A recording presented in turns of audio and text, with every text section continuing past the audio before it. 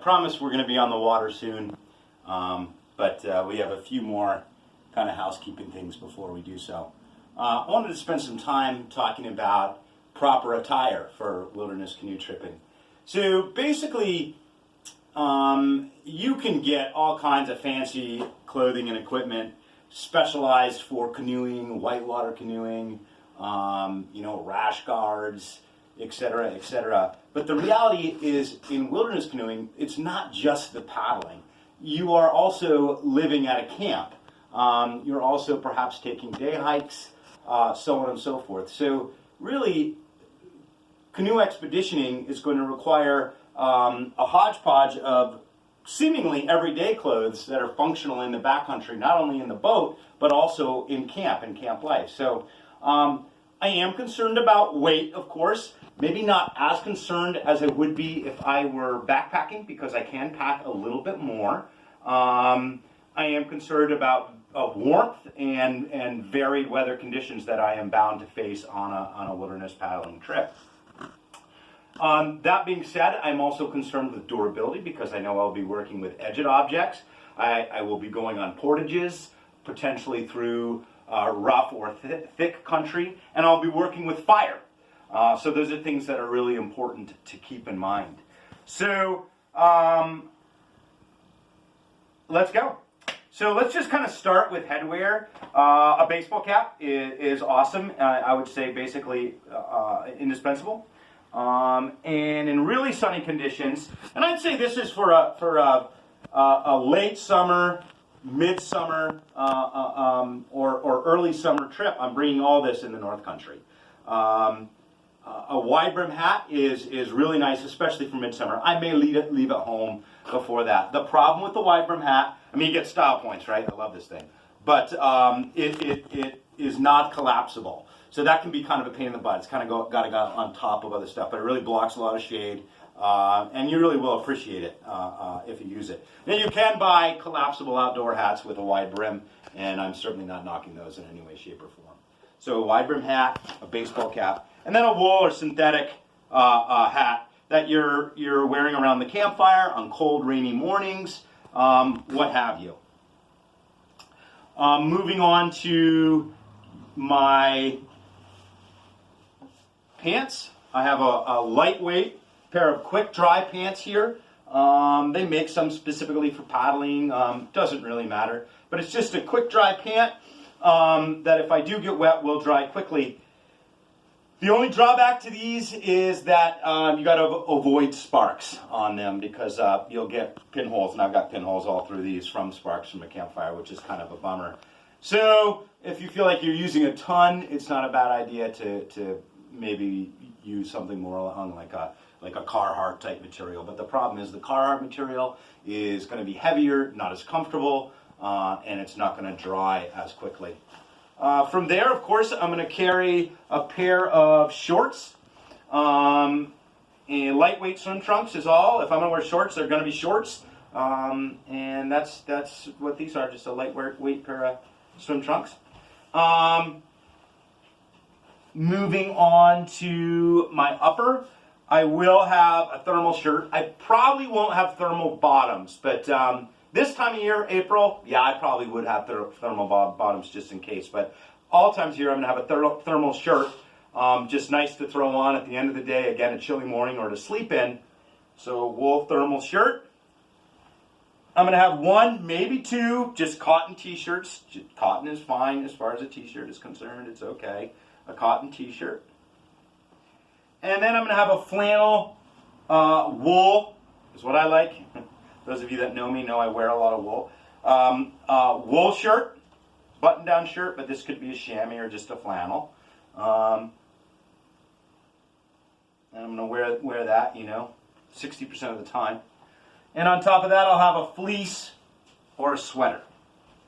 Again, for just kicking around camp, chilly mornings, when it's raining, that sweater is going to go on, that wool sweater. Again, wool for a lot of reasons. I'd say the main reason is for its insulative properties, but also it really functions well around fire. It's actually flame retardant.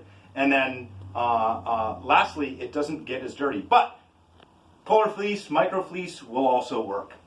I do carry a down jacket. This is for first aid, and if I'm just really maxing and relaxing, it's really awesome to have a nice puffy. Obviously, they pack down to nothing, and I will carry this in July because it's so versatile. It can't get wet, but if I really need insulation or I have somebody that is hurt and needs to be kept warm, the puffy is totally imperative. As far as underwear is concerned, I have really no preference. Some people don't wear any at all, and others wear just what they wear normally.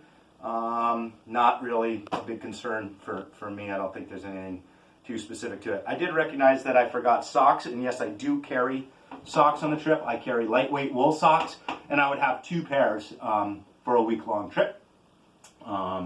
Smart Wool or Darn Tough socks. I mean, I have recommendations as to specific brands, things like that, and maybe I'll open that up on a forum. But that's kind of your basic layout. Footwear. I am a big fan of Chacos. Chaco sandals, and I remember when Tevas were the big ones, but Chaco is definitely durable. I've seen the quality go down a little bit through time, having been a Chaco customer for well over 20 years, but for the most part, your feet have to break into them, but they're very rugged with a Vibram sole. Your feet can get wet, and on a summer day, that's excellent. But I also bring what's known as wet loaders or rubber boots. These are not or lightly insulated rubber boots.